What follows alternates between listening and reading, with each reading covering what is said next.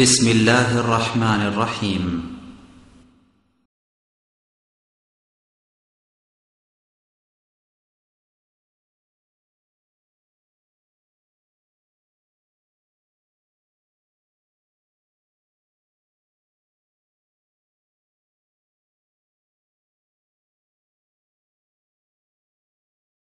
السلام عليكم ورحمة الله. السلام عليكم ورحمة الله.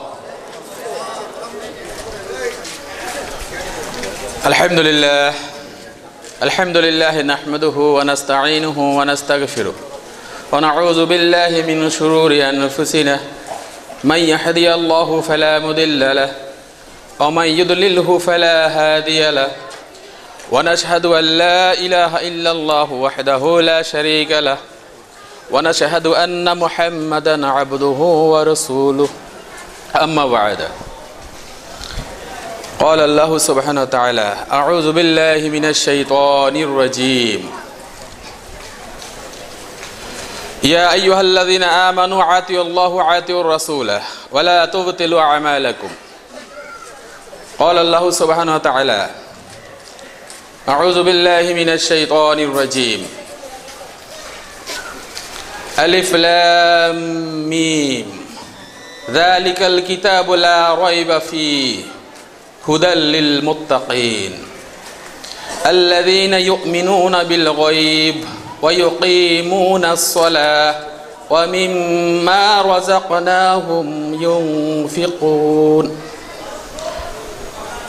والذين يؤمنون بما أنزل إليك وما أنزل من قبلك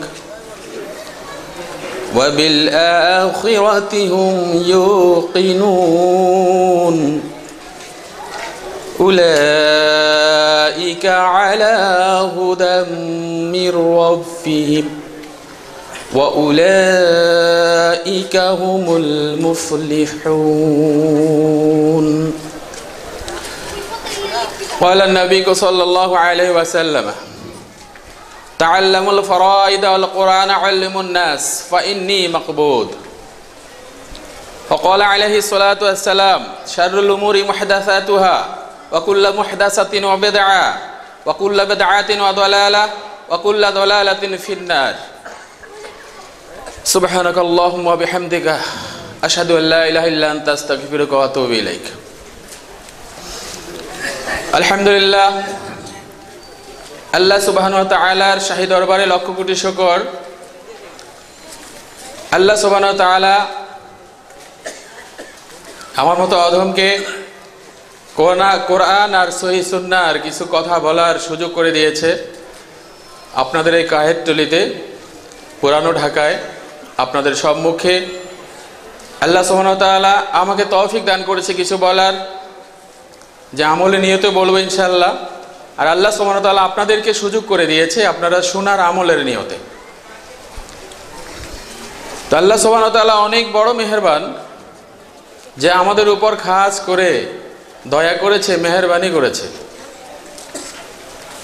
যে ফিতনার যুগে আমরা কতই না ফিতনাতে জর্জরিত হয়ে আছি। যেদিকে তাকাবেন সেদিকেই কিন্তু ফিতনা, যেদিকে তাকাবেন সেই দিকেই কিন্তু সমস্যা। আপনি সমস্যা ছাড়া নিস্তার পাবেন না কোথাও। প্রত্যেকটা দমে দমে আপনি সমস্যার মধ্যে ভুগতেছেন, প্রত্যেকটা হালতে আপনি সমস্যার মধ্যেই ভুগে আছেন, ডুবে আছেন। তো আল্লাহ সুবহানাহু ওয়া তাআলা এই সমস্যা থেকে আমাদেরকে ফারাক করে সহিহ হাদিসের এবং কোরআনুল কারীম থেকে কিছু শোনার তৌফিক দান করেছে। আমরা আল্লাহ সুবহানাহু ওয়া তাআলার দেওয়া সেই সময়কে আমরা কাজে লাগাচ্ছি আল্লাহ তাআলার ইচ্ছাতে। আবার বলি আলহামদুলিল্লাহ। ভাই দোস্ত, পাশেই কিন্তু জশ্নে জুলাস হচ্ছে, আর ঠিক তারই অদূরেই আপনারা সহিহ হাদিসের কোরআন আর সহিহ সুন্নাহর মাহফিল করতেছেন। যে এটা অনেক বড় ইহসান আল্লাহ সুবহানাহু ওয়া তাআলার পক্ষ থেকে আপনাদের উপর, আমাদের উপর। যাই হোক দোস্ত, আমি তেমন জটিল কিছু বলবো না। আমি আসলে সরল সহজ মানুষ, সরল সহজভাবে আমি যেভাবে দিনকে বুঝেছি সেইভাবে আমি আপনাদেরকে কিছু কথা বলবো, আমি যেভাবে বুঝেছি ঠিক সেইভাবে। হয়তো আমি আপনাদেরকে ওভাবে বোঝাতে পারবো না, আমি এত বড় ধরনের বিশ্লেষক নই যে আগে ছিলাম অন্য তরিকায়। অন্য তরিকা বলতে যে তরিকার তো অভাব নেই আমাদের দেশে, ঠিক না? আপনারা এখানে কথা বলতেছি, আবার কোন ভাই আবার বলে যে কি বলে না বলে, আবার পথে যেতে যদি আবার ধরে, যাই হোক ধরুক, সমস্যা নাই, কিন্তু সত্য তো সত্যই, কি বলেন? তো ভাই দোস্ত, আগে অন্য তরিকা ছিলাম, পীর তরিকা ছিলাম, পীর তরিকার সন্তান আমি। জৌনপুরি পীর সাহেবের কথা আপনারা শুনেছেন।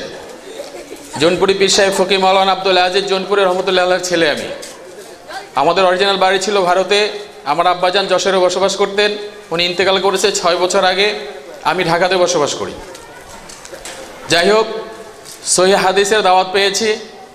আগে যখন মাদ্রাসা পড়তাম তখনও পেয়েছি, কিন্তু ওই হাদিসগুলো যখন পড়েছি তখন আমাদের শাইখুল হাদিসরাই বলেছে যে এটা তো আমাদের মাযহাবের না, এটা হলো শাফি মাযহাবের, এটা মালিকি মাযহাবের, আমাদের মাযহাবের হানাফি মাযহাবের এই হাদিসগুলো না। হাদিস ঠিক আছে, সহিহ আছে, কিন্তু শাইখুল হাদিস কেউ অস্বীকার করে না যে এটা সহিহ হাদিস না, সবাই বলে এটা সহিহ হাদিস। রফিলে আদায়ন করা, বুকে হাত বাঁধা, জোরে আমিন বলা, তো এগুলো এই মৌলিক বিষয়গুলো সালাতে, এগুলো হানাফি মাযহাবের না, এটা হলো শাফি মাযহাব কিংবা মালিকি মাযহাব। যাই হোক, তো তখন থেকে আসলে কিন্তু ডোন্ট কেয়ার ছিলাম, যে এত বেশি কেয়ার করিনি যে আসলে এটা তো সহিহ হাদিস, যে রাসূল সাল্লাল্লাহু আলাইহি ওয়াসাল্লাম কি 4 ভাবে নামাজ পড়েছে। আগে এরকম প্রশ্ন কখনো করিনি, যে কারণ শাইখুল হাদিস সাহেব বলেছে এটাই যথেষ্ট। যাই হোক দোস্ত, তো আমাদেরকে যেভাবে শেখানো হয়েছে আমরা তো সেভাবেই শিখেছি, আমাদের কি দোষ? এখন আমাদের ঘাড়ে যদি দোষ দেওয়া হয় তখন অনেক খারাপ লাগে, তখন এই রাগটা গিয়ে পড়ে ওই ওনার উপর যিনি আমাকে শিখিয়েছে, আপনাকে শিখিয়েছে, ঠিক না কথা? যার জন্য আমার এই পরিণতি। যাই হোক, ওস্তাদ যদি ভালো কিছু শিখিয়ে থাকে তাহলে অবশ্যই আপনি ভালো কিছু শিখেছেন, ভালো কাজ করতেছেন। আর ওস্তাদ যদি আপনাকে খারাপ কিছু শিখিয়ে থাকে, খারাপ বলতে এখানে বোঝায় যেটা শরীয়ত বিরোধী কিংবা শরীয়তে অনুমোদিত না, সেটাকে খারাপ বলতেছি, যেহেতু দ্বীনি মাহফিল। তো এই খারাপ কিছু শিখিয়ে থাকলে আপনি ওই খারাপ অনুযায়ী করবেন, বলবেন, চলবেন, তাহলে আপনি অবশ্যই খারাপ করতেছেন। যাই হোক, আল্লাহ সুবহানাহু ওয়া তাআলা যে যখনই সহিহ হাদিসের দাওয়াত পেয়েছি, যখন সহিহ হাদিসগুলো ঘাটতেছি, কোরআন এবং সহিহ সুন্নাহ নিয়ে গবেষণা করতেছি, দেখলাম যে আসলে আমি তো সারা জীবন ভুল পথেই ছিলাম, যে জাল ভেজাল হাদিস অনুযায়ী আমল করেছি, যে কিছু সহিহ হাদিসের সাথে কিছু মিলিয়ে, কিছু নিজেদের বানানো, কিছু মুহাদ্দিসদের বানানো, এরকম কিছু হাদিসের উপর আমল করেছি। এমন কিছু হাদিস পেয়েছি যেটা আসলে জাল হাদিস, কিন্তু শুনতে ভালো, দেখতে ভালো, দেখতেও ভালো, শুনতেও ভালো, আবার কিন্তু এটা আমলিয়াতের মধ্যেও ভালো। কিন্তু যখন আপনি এটা প্রমাণ কোরআন আর সহিহ সুন্নাহর মানদণ্ডে যাচাই করবেন, তখন দেখবেন যে এটার কোনো অস্তিত্ব নাই। তো যাই হোক দোস্ত, তো আমি আজকে আকীদাগত কিছু কথা বলবো। আসলে কোরআন তো আমরা সবাই পড়ি, ঠিক না? এবং আমরা কোরআন অনুযায়ী কিন্তু আমল করি। হয়তো কেউ কোরআনে কিছু বুঝতে পারি বেশি যথাযথ, আবার কেউ যথাযথ বুঝতে পারি না, আংশিক কিছু বুঝি, কিংবা সেটার চাইতে সেটার সাথে রূপও কিছু মেনে নিই। আমার কথা বুঝতে পারতেছেন? যাই হোক দোস্ত, আমার কথায় আপনাদের মনে যদি কোনো ঘা লাগে আমাকে দয়া করে ক্ষমা করে দিবেন। তবে যা কিছু বলবো কোরআন এবং সহিহ হাদিসের বহির্ভূত একটা কথাও বলবো না, ইনশাআল্লাহ, প্রমিস করছি। যাই হোক, তো আমরা যে কোরআন মজিদ অনুযায়ী যে আমল করবো, এটা আমাদের জিন্দেগি বিধান, এই বিধান অনুযায়ী আমাদেরকে চলতে হবে, এটা আমাদের জন্য বিধান। ইন হুয়া ইল্লা যিকরুল লিল আলামিনা লিমান শাআ মিনকুম আইয়াস্তাকিম। যে আল্লাহ সুবহানাহু ওয়া তাআলা সূরা তাকবীরের সম্ভবত 13-14 নম্বর আয়াত, যে এই কোরআন হলো বিশ্ববাসীদের হেদায়েতের জন্য। এই ওয়ার্ল্ডের মধ্যে, হোল ওয়ার্ল্ডে যত মানুষ বসবাস করছে, মানুষের পাশাপাশি যে অদৃশ্যের মধ্যে যে জিনগুলো আছে, এই জিনগুলোও কিন্তু এই কোরআনকে মানবে। এই কোরআন হলো টোটাল জিন্দেগি বিধান, এটা টোটাল বিশ্ববাসীর হেদায়েতের জন্য। তবে শর্ত হলো যারা হেদায়েতের পথে চলবে শুধু তাদের জন্য, যারা এই কোরআনকে মানতে চায় শুধু তাদের জন্য। তো দোস্ত, এই কোরআনই শুধু আমাদের বিধান, যে আমরা যে হুকুম পালন করব কার? আল্লাহ সুবহানাহু ওয়া তাআলার। এই জমিন যার, হুকুম পালন করব তার। আমাদের এই দেহের মধ্যে রুহু যার ইচ্ছায় আমরা কিন্তু হুকুম পালন করব অবশ্যই তার। তার ইচ্ছা ছাড়া আমরা চলতেও পারি না, নিঃশ্বাস নিতেও পারি না, ছাড়তেও পারি না, ঠিক না? তাহলে তারই তো হুকুম চলবে, ঠিক না? এবং তার সাথে কি অন্য কারো হুকুম চলবে? আল্লাহ সুবহানাহু ওয়া তাআলা ছাড়া। আর সবকিছু কিন্তু মাখলুক, কথা ঠিক না? শুধু স্রষ্টা শুধু একজন। তাহলে আপনি যখন হুকুম মানবেন শুধু আল্লাহ সুবহানাহু ওয়া তাআলার হুকুম মানতে হবে। আর আল্লাহ সুবহানাহু ওয়া তাআলার হুকুম মানার মধ্যেই যে একটু সমস্যা হয়, যে সমস্যাগুলো আমরা বুঝি না, ঠিক এই সমস্যার কথাই আমি একটু ধরিয়ে দিচ্ছি। হয়তো সময় বেশি পাবো না, সামান্য একটু আমি ধরিয়ে দিচ্ছি যে আসলে আমরা সবাই ইবাদত করি আল্লাহর। আমরা একজন আরেকজনকে দোষারোপ করি। আজকে আমাদের দেশে অনেক ফেরকা, এক আলেম আরেক আলেমকে দেখতে পারে না। তরিকাপন্থী আলেমগণ কওমি মাদ্রাসার, আলিয়া মাদ্রাসার এই আলেমদেরকে দেখতে পারে না। অমুক জামাতকে দেখতে পারে না। কেন? এই বৈষম্য কেন? এই বিভেদ কেন? আজকে শুধু এই বিভেদ কেন হচ্ছে? শুধু একটা মাত্র কারণে হচ্ছে। কারণটা হলো যে আজকে যদি কোরআনুল কারীম অনুযায়ী যথাযথভাবে বুঝে শুনে মানা যেত, সহি হাদিস অনুযায়ী যদি আমরা মানতে পারতাম, তাহলে কোনো ইখতিলাফ থাকতো না। আজকে জাল ভেজাল হাদিসের কারণেই এক একজন এক একভাবে আমল করতেছে। আপনার মসজিদে আপনি মোতালি সাহেব, আপনি ইমাম সাহেব, আপনার মসজিদে যখন আমি ঢুকি, আমি বুকে হাত বাঁধি, রাসূল সাল্লাল্লাহু আলাইহি ওয়াসাল্লাম বুকে হাত বেঁধেছে, সহিহ হাদিসের দলিল আছে। আমি যদি জোরে আমিন বলি, আর জোরে আমিন বলা ওয়াজিব, রাসূল সাল্লাল্লাহু আলাইহি ওয়াসাল্লাম জোরে আমিন বলেছে, সাহাবা আজমানগণ বলেছে, অসংখ্য দলিল আছে সহিহ হাদিস। এবং আমি যদি রফিউল আদাইন করি, রাসূল সাল্লাল্লাহু আলাইহি ওয়াসাল্লাম করেছেন, সাহাবা আজমানগণ করেছেন, আমিও করি। অথচ আপনি আপনার মসজিদ থেকে আমাকে বিতাড়িত করে দিচ্ছেন। আপনি বলতেছেন আমার মসজিদে সালাত আদায় করতে হলে ঠিক আমি যেভাবে বলি সেভাবে আদায় করতে হবে। অথচ রাসূল সাল্লাল্লাহু আলাইহি ওয়াসাল্লাম বলেছেন, সল্লু কামা রাআইতুমুনি উসাল্লি, ঠিক আমাকে যেভাবে সালাত আদায় করতে দেখেছো ঠিক সেইভাবে আদায় করো। এইভাবে ছাড়া কোশ্চিন কালও তোমার সালাত হবে না। তুমি তোমার সিস্টেমে, তোমার নিয়মে সালাত আদায় করতে বলেছো কিংবা করবে, এই অধ্যত্ত তুমি কোথায় পেয়েছো? কে দিয়েছে তোমাকে এই অধিকার? ঠিক না দোস্ত? যাই হোক, আমরা তারপরও বিতর্কে যাই না, বলি যে দোস্ত এটা তো সহিহ হাদিস, দেখেন আমাদের ডকুমেন্টস আছে। তা আপনারা এটার উল্টা ডকুমেন্টস দেখান। কেউ বলতেছে এটা জাল হাদিস। ঠিক আছে, তো জাল হাদিসের দলিল দেন। আপনারা দলিল দিবেন, আমরা অবশ্যই মানবো। আমরা ফিতনা করব না, সমস্যা নাই। আমাদের পক্ষ থেকে কোনো ফিতনা হবে না, আমরা প্রমিস দিচ্ছি। আমরা আপনাদের মতো মারমুখী নই। কারণ সহিহ হাদিস যখন বোঝার ক্ষমতা আল্লাহ সুবহানাহু ওয়া তাআলা আমাদেরকে দিয়েছে, আমরা অবশ্যই ধৈর্য ধারণ করব। আর ধৈর্যের মাধ্যমে আমরা এই দ্বীনের দাওয়াতি কাজ করব ইনশাআল্লাহ। আমরা কটু বাক্য ব্যবহার করব না। আমাদের হাত দ্বারা, মুখ দ্বারা কেউ কষ্ট পাবে না। আমরা বুঝিয়ে দেব দোস্ত, তোমাদের সাথে আমাদের কোনো ফিতনা নাই, কোনো ঝগড়া নাই, মোকদ্দমা নাই। আমরা আহ্বান করতেছি, আমরা সহিহ হাদিস অনুযায়ী চলি, সহিহ হাদিস মানি। তোমরা দেখাও, তোমরা যদি এই হাদিসের বিরোধী কোনো হাদিস আমাদেরকে দেখাতে পারো, আমরা সমস্যা নাই, তোমাদেরটাই মানব। কিন্তু আপনারা তো দেখাতে পাচ্ছেন না। তাহলে আপনারা এই হাদিসগুলো কোত্থেকে এনেছেন? কোন নবীর উপর এই আদেশগুলো নাজিল হয়েছে বলতে পারেন? তাহলে কেন বাড়াবাড়ি করতেছেন দোস্ত? আসুন না আমরা সবাই সহিহ হাদিসের পতাকা তলে, সহিহ সুন্নাহর পতাকা তলে হাজির হই, সবাই একসাথ হই। আল্লাহ সুবহানাহু ওয়া তাআলা যেভাবে বলেছেন, ওয়াতাসিমু বিহাবলিল্লাহি জামিআ, তোমরা সকলে মিলে আল্লাহ তাআলার রজ্জুকে শক্ত করিয়া ধারণ করো, ওয়ালা তাফাররাকু, খবরদার দলে দলে বিভক্ত হইও না। কেন আমরা বিভক্ত হচ্ছি? এটা আসলে আমাদের কঠিন সমস্যা। আজকে আমাদের সমাজ দূষিত হচ্ছে শুধু একটার কারণেই। আপনার জীবনের কোনো ফয়সালার জন্য, কোনো মাসালার জন্য কোনো আলেম সাহেবের কাছে গিয়েছেন, তো মুফতি সাহেবের কাছে, উনি আপনাকে মাসালা দিয়ে দিয়েছে। পথের মধ্যে আসতে যদি কেউ জিজ্ঞেস করেছে কোথায় গিয়েছো, আপনি বলবেন যে মাসালার জন্য আমি মুফতি সাহেবের কাছে গেছিলাম, আমার এই সমস্যা, উনি আমাকে এই মাসালা দিয়েছে। ওই ব্যক্তি শুনে বলবে যে তুমি আরেকজনের কাছে যাও, অমুক আরো বেশি ভালো মাসালা দিবে। কারণ মাসালার ব্যবসা চলতেছে। আরেকজনের কাছে গেল, উনি ঠিকই কিন্তু মাসালাটাকে উল্টাই দিলেন। কারণ ওই মুফতি সাহেব বলবে আমি বলতে পারি না, ওনার চাইতে আমি আরো বড়, আমি এটাকে উল্টিয়ে দেব। এটা আবার কেমন হিকমত দোস্ত?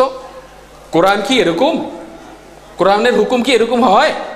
হুকুম তো একটাই, একসাথে 3 তালাক বললে তালাক হয়ে যায়, পৃথক করে দেয়।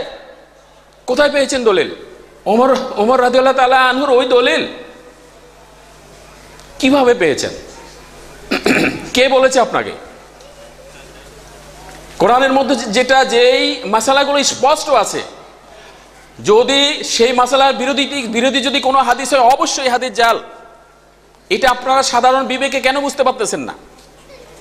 রাসূল সাল্লাল্লাহু আলাইহি ওয়াসাল্লাম কি কোরআনের বিরুদ্ধে কোনোদিনও কোনো কথা বলেছেন? তাহলে যাই হোক দোস্ত, আমি ওদিকে যাচ্ছি না, মনের দুঃখের কারণে হয়তো বলছি। এরকম আমাদের সমাজে আপনি 20 বছর ঘর করেছেন আপনার বিবির সাথে, এত মহব্বতের বিবি, আপনার সারা জীবনের সমস্ত সুখ, সমস্ত সম্পদ, সমস্ত কষ্ট ওই বিবির জন্য, আর সামান্য ঝগড়ার বিবাদের কারণে বিবিকে আপনি রাগ করে বলেছেন 3 তালাক হয়ে গেছে। আমাদের দেশের আলেমগণ পৃথক করে দিচ্ছে, কেন তুমি 3 তালাক বলেছো শেষ, অথচ ওর সারা জীবনের সাধনা শেষ। আল্লাহ সুবহানাহু ওয়া তাআলা কোরআন কি এরকম ভাবে নাজিল করেছে? মানুষকে শাস্তি দেওয়ার জন্য? কোরআন তো নাজিল করেছে মানুষের সুখের জন্য, সমৃদ্ধির জন্য, ভ্রাতৃত্ব বন্ধনের জন্য, ঠিক না দোস্ত? যাই হোক, আমরা এটাকে বাড়িয়ে কমিয়ে বিভিন্নভাবে টেনে হেসড়ে কোন দিকে যে নিচ্ছি আল্লাহ সুবহানাহু ওয়া তাআলা ভালো জানেন। কেন টানাটানি করতেছি, কেন টানছি? তো দোস্ত, আমি আহ্বান করতেছি, আমরা টানাটানি করব না। আপনার একটা মাসালা কোরআনের একটা আয়াতেই, কোরআন যা বলেছে ঠিক তাই, ঠিক সেটা সাপোর্টিং হলো হাদিস, সহিহ হাদিসগুলো। তাহলে আপনি এটাকে টানা হেঁচড়া করতে পারেন না, এই অধিকার আপনার নাই। আপনি সিল শপথ দিতে পারেন, ইফতা বোর্ড আছে, আপনার মুফতি বোর্ড আছে, এই জন্য সিল শপথ দিতে পারেন বিধে আপনি যেমনি এমনি আপনি দিতে পারেন না দোস্ত। আমাদের মধ্যে এই সমস্যাগুলো হচ্ছে। ভাই দোস্ত, আমরা একমাত্র আল্লাহ সুবহানাহু ওয়া তাআলার ভয় আমাদের অন্তরে ঢুকাই, যে আল্লাহ সুবহানাহু ওয়া তাআলা আমাদেরকে পাকড়াও করবে। আমরা নিজের দেদারসে ইচ্ছা মতন কোরআন এবং সহিহ সুন্নাহর, কোরআন এবং হাদিসের যা তা কথা বলবো না, রদবদল করব না। যদি আমরাও হেরফের করি, তাহলে আমরাও কিন্তু সেই ইহুদি আলেমদের মতো, সেই খ্রিস্টান আলেমদের মতো হব। খ্রিস্টান আলেমরা যারা তাওরাত, জবুর, ইনজিলকে যারা বিকৃতি করেছে, রদবদল করেছে, সংযোজন বিয়োজন করেছে, আমরা তো তাদের মতো হয়ে যাব। আজকে আপনি নিজে বিধান বানিয়ে নিয়েছেন কেন? আল্লাহ সুবহানাহু ওয়া তাআলা যে বিধান নবী সাল্লাল্লাহু আলাইহি সাল্লামের মাধ্যমে আপনাকে দিয়েছে, এটা কি যথেষ্ট না? আপনি নিজে বিধান বানানোর কে আপনাকে এই বিধান দিয়েছে? তিনি কে? সূরা জুমারের 9 নম্বর আয়াত, ইন্নামা ইয়াতাযাক্কারু উলুল আলবাব। যে শিক্ষিত মূর্খ কি এক? যারা জ্ঞান পেয়েছে, আল্লাহ সুবহানাহু ওয়া তাআলা যাদেরকে জ্ঞান দান করেছে এবং আল্লাহ সুবহানাহু ওয়া তাআলা যাদেরকে জ্ঞান দান করেনি, তারা কি এক? কশিন কালো এক না, কথা ঠিক আছে না? শিক্ষিত মূর্খ কি এক কখনো হতে পারে না। তাহলে আপনারা যখন সহিহ হাদিস বুঝতে পেরেছেন, সে অনুযায়ী চলতেছেন, তাহলে আপনারা তাদের কাছ থেকে একটু আলাদা দোস্ত। আমরা কিন্তু সহ্য করব, কারণ এই বুদ্ধি বিবেক আমাদের আছে। যেমন আমি সহিহ হাদিসের সন্ধান পাওয়ার পর যখনই গোমরাহি কোনো কথা শুনি, অনেক খারাপ লাগে অন্তরে অন্তরে। কেউ আমাকে কিছু বললো, আমার অনেক গোসা আসে, ইচ্ছাকৃতভাবে গোসাটা সামলে নিই। কেন? যে আল্লাহ সুবহানাহু ওয়া তাআলা দয়া করে, অনুগ্রহ করে আমাকে সহিহ হাদিসের সন্ধান দিয়েছে, আমি এরকম ইমানকে নিখুঁত করার, আকীদাকে নিখুঁত করার চেষ্টা করছি। অতএব আমি সেইভাবে আমার ভাইকে বুঝিয়ে দেব, সে তো আমারই ভাই, আমি তাকে কোথায় ফেলবো? ঠিক না দোস্ত? সে তো আমারই ভাই, আমারই মহল্লায় একই সাথে সালাত আদায় করি। উনি বাঁধে নাভির নিচে, আমি বাঁধি বুকের উপর। শুধু পার্থক্য এতটুকু, হয়তো আমার ওই ভাই সহিহ হাদিসের দাওয়াত পায়নি, এই জন্য উনি ভুলভাবে হাত বাঁধতেছে। সমস্যা কি? আমি ওনাকে বুঝিয়ে দিই, দলিল প্রমাণিত দিয়ে দিই যে দোস্ত, বুকে হাত বাঁধা এটাই সহি। রাসূলুল্লাহ সাল্লাল্লাহু আলাইহি ওয়াসাল্লাম বুকে হাত ছাড়া, এরকম নাভির উপরে হাত ছাড়া, নাভির নিচে হাত কখনো বাঁধেনি। এটার একটা দলিল কেউ কোনোদিন দেখাতে পারবে না। তাহলে দোস্ত, তাহলে এটা ছাড়া আমরা কি দ্বন্দ্ব করব? আমরা দ্বন্দ্ব করব না, আমরা বুঝিয়ে দেবো সুন্দরভাবে। তো ভাই, আমি সবাইকে আহ্বান করতেছি এটা, যে আজকে অন্যান্য লোক বলতেছে যে আমরা নাকি ফেরকা করতেছি, মসজিদে আমরা নাকি ফিতনা করতেছি। তাহলে আমরা নতুন নতুন কাজগুলো উদ্ভাবন করতেছি এবং নতুন নতুনভাবে চলতেছি। এটা কি আসলে নতুন? আপনাদের পুরান ঢাকাতে যারা আছে, যারা মসজিদে সালাত আদায় করেন, আপনারা কি নফল আদায় করেন না? করেন না আপনারা? করেন, অনেকেই করে, মেজরিটি পার্সেন্ট করে। কেউ কেউ করে, কেউ কেউ করে না। এটা সুন্নত, না করলে নামাজের ক্ষতি হবে না, সালাতের ক্ষতি হবে না। সমস্যা কি? আপনি বিভেদ করতেছেন কেন? যার ইচ্ছা সে করবে, যার ইচ্ছা সে করবে না। আচ্ছা, যাই হোক। তো ভাই দোস্ত, আমরা বিভেদ করব না ইনশাআল্লাহ, অবশ্যই বিভেদ করব না। আমাদের ভাই, আমাদের ভাইয়ের সাথে আমরা বিভেদ করব না। আমাদের হানাফি মাযহাবের ভাই, আমাদের শাফি মাযহাবের ভাই, যেই কোনো মাযহাবের ভাই হোক, যারা কোরআন আর সহিহ সুন্নাহ মতো চলে, সমস্যা নাই, ওরা আমাদের ভাই। যারা এখনো সহিহ সুন্নাহ অনুযায়ী চলতে পারেনি, তাদেরকে আমরা দাওয়াত দেব, তাদেরকে আমরা ফিরিয়ে আনবো। আমরা মারমুখী হব না, আমাদের মুখ দ্বারা হাত দ্বারা তারা কষ্ট পাবে না ইনশাআল্লাহ। যাক দোস্ত, তো আমি কোরআনুল কারীমের প্রথম থেকে তেলাওয়াত করেছি যে কোরআন নাজিল হওয়ার, কোরআন আমরা যে পাঠ করি, পাঠ করার প্রথম থেকে সূরা ফাতিহা, এটা এক্সট্রা একটা কোরআন। সূরা ফাতিহা থেকে কোরআনের শুরু হলো আলিফ লাম মিম থেকে। আর আলিফ লাম মিম থেকে আল্লাহ সুবহানাহু ওয়া তাআলা যে মুমিনকে চিনার মতো, যারা আখিরাতে পরিপূর্ণ বিশ্বাসী, এই বিশ্বাসীদেরকে চিনার জন্য আল্লাহ সুবহানাহু ওয়া তাআলা 5টা শর্ত জুড়ে দিয়েছেন সর্বপ্রথমেই। এট ফার্স্ট কোরআন মজিদ যখন খোলেন, তো আপনি দেখবেন 5টা শর্ত আছে। এই 5টা শর্তের মধ্যে আপনি আছেন কিনা। যদি 5টা শর্তের মধ্যে আপনি যথাযথভাবে আছেন, তো আল্লাহ সুবহানাহু ওয়া তাআলা বলতেছে এরাই একমাত্র প্রকৃত সফলকামী। আর এই 5টা শর্ত অনুযায়ী যদি আপনি না থাকতে পারেন, তাহলে আপনি সফলকামী না। আপনাকে আপনার ঈমানকে নবায়ন করতে হবে। যাই হোক, তাহলে আমি কোরআনুল কারীমের সেই আয়াতের সূত্র ধরেই সামান্য কিছু বক্তব্য রেখে আমি আমার বক্তব্য শেষ করবো ইনশাআল্লাহ। তো দোস্ত, আল্লাহ সুবহানাহু ওয়া তাআলা বলেছেন আলিফ লাম মিম যালিকাল কিতাবু লা রাইবা ফি, ইহাই সেই কোরআন, ইহাই সেই মহাবিজ্ঞান, ইহাই সেই কোরআন যাহাতে কোনো সন্দেহ নাই, কোনো ভুলভ্রান্তি নাই। কোরআনে কোনো ভুলভ্রান্তি আছে? কেউ কোশ্চিন কালো কোরআনে কোনো ভুলভ্রান্তি ধরতে পেরেছে? রাসূল আকরাম সাল্লাল্লাহু আলাইহি ওয়াসাল্লামের জামানায় যখন সূরা কাউসার নাজিল হয়েছিল, তখন কিন্তু সাহাবীদের মধ্যে এই সূরা কাউসার যখন পাঠ করতেছিল, তখন কিন্তু কাফেরগণ বলছিল যে এটা তো হলো রাসূল সাল্লাল্লাহু আলাইহি ওয়াসাল্লাম, তো তোমাদের রাসূল তো হলো এরকম উনি গণক, তারপরে উনি কবি, উনি এটা নিজে বানিয়েছে, এটা আল্লাহ তাআলার কালাম নয়। তো আল্লাহ সুবহানাহু ওয়া তাআলা বলতেছে তোমরা সবাই মিলে একসাথ হয়ে, ঠিক আছে, আমার ছোট্ট একটা সূরার মতো একটা সূরা, একটা স্তবক তোমরা রচনা করো। তো ফাতু বিসূরাতিম মিন মিসলিহি ওয়াদউ শুহাদাকুম, তোমরা যদি এরকম সত্যবাদী হও, তাহলে তোমরা আমার এই আয়াতের মতো 2-3টা আয়াত তোমরা তাহলে তোমরা করে দেখাও আমাকে। সমস্ত ওই আরব ভূখণ্ডের সমস্ত পণ্ডিতগণ, কবিগণ একসাথ হয়েও পারেনি করতে। যাই হোক, কোরআন মাজিদের ভুল কোশ্চিন কালো কেউ কখনো ধরতে পারেনি, কিয়ামত পর্যন্ত ধরতে পারবে না কেউ। যাই হোক, এটাই সেই কোরআন যে কোরআনের মধ্যে কোনো সন্দেহ নাই, কোনো ভুল নাই, ভ্রান্তি নাই। হুদাল্লিল মুত্তাকিন, এটা শুধু একমাত্র মুত্তাকিন যারা এটাকে মানবে, এটা অনুযায়ী যারা চলবে, যাদের জিন্দেগি যাপন করবে, ঠিক তাদের জন্যই এটা নাজিলকৃত। এবার আসেন আপনার শর্ত, যে 5টা শর্ত কি? আল্লাযীনা ইউমিনুনা বিল গায়ব, 1 নম্বর শর্ত হলো যারা গায়বের উপর বিশ্বাস স্থাপন করেছে। গায়ব অর্থ অদৃশ্য, যেটা চোখে দেখা যায় না, যেটা চোখে দেখা সম্ভব না, এটা হলো অদৃশ্য। যেটা দৃশ্যমান সেটা হলো বাস্তব, আমি চোখে দেখতেছি। যেটা অদৃশ্য সেটা আমি চোখে দেখি না, সেটা হলো গায়ব। যারা গায়বের উপর পরিপূর্ণভাবে বিশ্বাসী,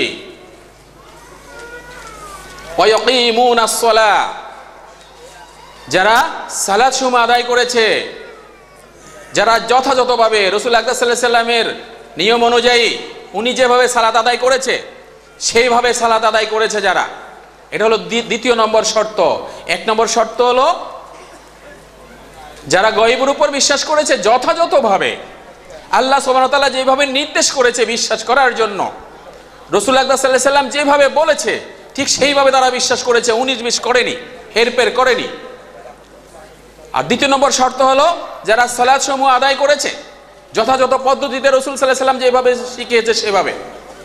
3 হলো ওয়া মিম্মা রাযাকনাহুম ইউনফিকুন, তাদেরকে যে রিজিক দেওয়া হয়েছে, যে সুযোগ সুবিধা দেওয়া হয়েছে, এই টোটাল আপনার জিন্দিগির প্রথম থেকে শেষ পর্যন্ত, জন্ম থেকে মৃত্যু পর্যন্ত, মৃত্যু জন্মের আগে এবং মৃত্যুর পর পর্যন্ত সব কিছু হলো আপনার রিজিক।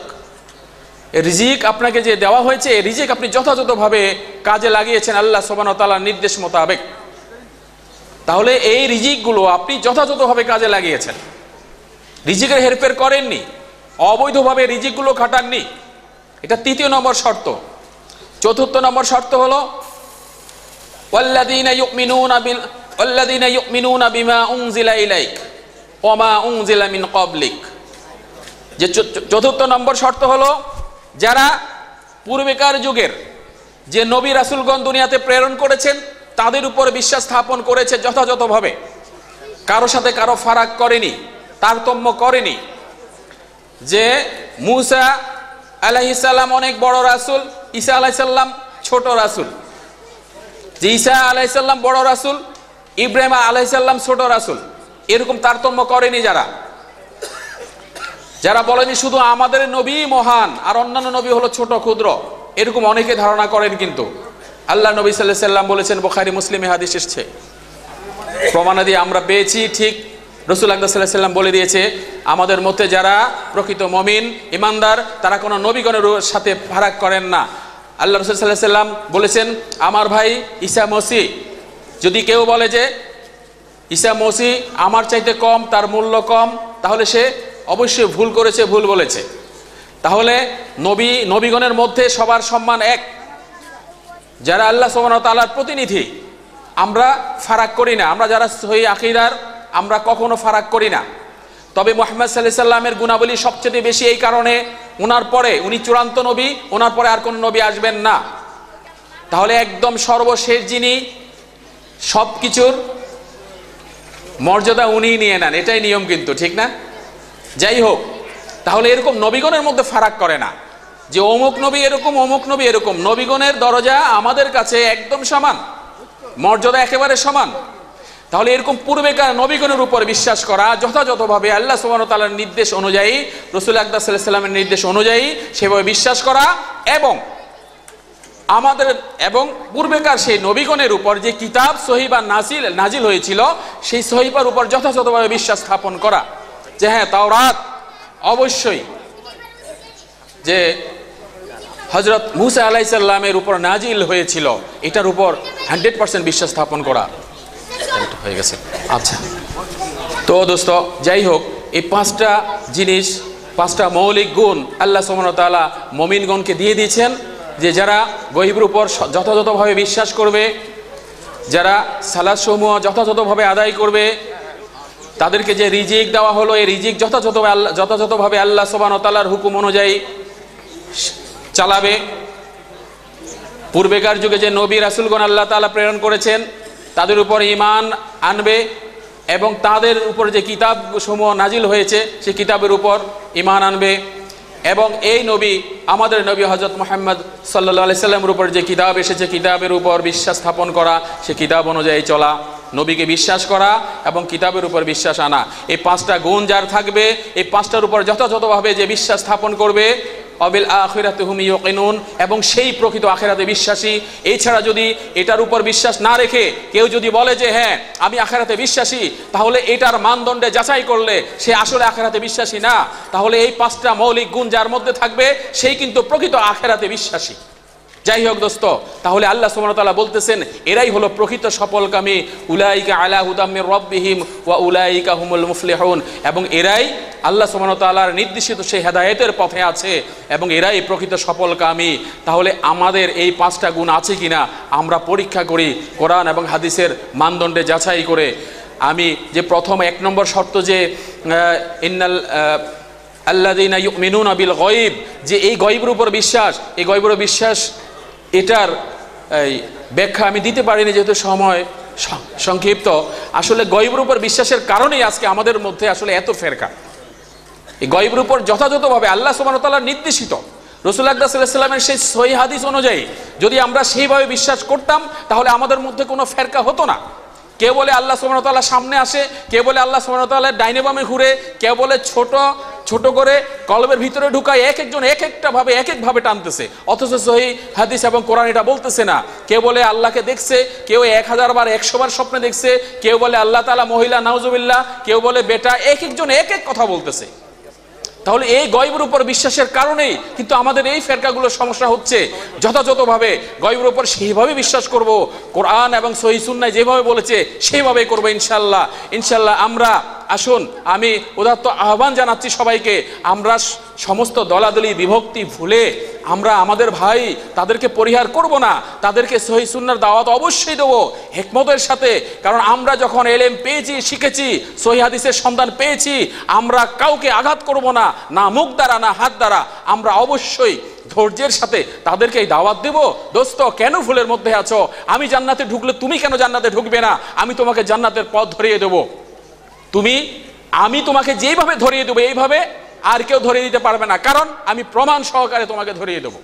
আমি বুখারী, মুসলিম, তিরমিজি, আবু দাউদ, নাসা, মাজাইর দলিল সহ মাজারা দলিল সহ দেবো এবং পৃষ্ঠা নম্বর সহ দেবো। তুমি আমাকে এইভাবে দাও, আমি তোমাকে যে এইভাবে দিচ্ছি, এইভাবে যদি ভুল হয় এটার বিপরীতটা তুমি আমাকে দাও। যদি দিতে পারো তাহলে বিপরীতটা আমি মানবো। তুমি দিতে পারবে না, তাহলে তুমি আমারটা কেন নিবে না? তুমি আল্লাহ সুবহানাহু ওয়া তাআলাকে সন্তুষ্ট করতে চাও না, আল্লাহর হুকুম মতো চলতে চাও না, নবী সাল্লাল্লাহু আলাইহি সাল্লামের তরিকা অনুযায়ী চলতে চাও না, তাহলে তুমি সহি জিনিস নিচ্ছ না কেন? আমি শুধু এই দাওয়াত দেবো তোমাকে। যাই হোক দোস্ত, আমরা সবাই আল্লাহ সুবহানাহু ওয়া তাআলার রুজ্জকে শক্ত করিয়া ধারণ করি। কোরআনুল কারীমের শেষ একটি আয়াত তেলাওয়াত করে আমি আমার বক্তব্য আজকের মতো শেষ করছি ইনশাআল্লাহ। কোরআনুল কারীমের সূরা আলে ইমরানের 105 নম্বর আয়াতে আল্লাহ সুবহানাহু ওয়া তাআলা বলেছেন, ওয়ালা তাকুনু কাল্লাযীনা তাফাররাকু ওয়াখতালাফু মিন বা'দি মা জাআহুমুল বায়িনা ওয়া উলাইকা লাহুম আযাবুন আযীম। আল্লাহ সুবহানাহু ওয়া তাআলা বলতেছেন, এটার অর্থ হলো তোমরা তাহাদের মতো হইও না। তোমরা কারা? ঠিক আমরা যারা সহিহ হাদিস মেনেছি, যারা সহিহ হাদিসের সন্ধান পেয়েছি, সেই অনুযায়ী চলছি, ঠিক সঠিক আকীদাগত মানুষ যারা আছে ঠিক তারাই। তোমরা তাদের মতো হইও না যারা বিভিন্ন ক্ষুদ্র ক্ষুদ্র দলে বিভক্ত হয়ে গিয়েছে এবং তাদের কাছে সহিহ হাদিস আসার পরেও, অকাট্য দলিল প্রমাণ আসার পরেও তারা ইখতিলাফে লিপ্ত রয়েছে। এই ধরনের কাজ যারা করেছে তাহারা অবশ্যই কঠিন আযাব ভোগ করিতে বাধ্য থাকিবে। তাহলে দোস্ত, আমরা আল্লাহ তাআলার রুজ্জকে শক্ত করিয়া ধারণ করি, সবাই মিলে দলে দলে আমরা ফেরকা না হই, দলে দলে ফিতনা না করি, আমরা একই ইসলামের পতাকা তলে দাখিল হই। আল্লাহ সুবহানাহু ওয়া তাআলা আমাদের সবাইকে তৌফিক দান করুক। আখির দাওয়ানা আলহামদুলিল্লাহি রাব্বিল আলামিন। আসসালামু আলাইকুম ওয়া রাহমাতুল্লাহি ওয়া বারাকাতুহু।